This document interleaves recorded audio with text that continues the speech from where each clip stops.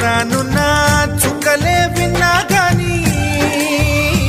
కదిలించలేదా కాస్త కూడా నీ మనసుని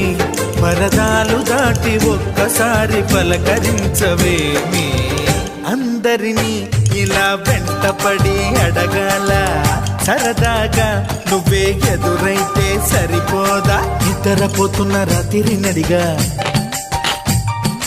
గుడికి చేరిన గువ్వల నడిగా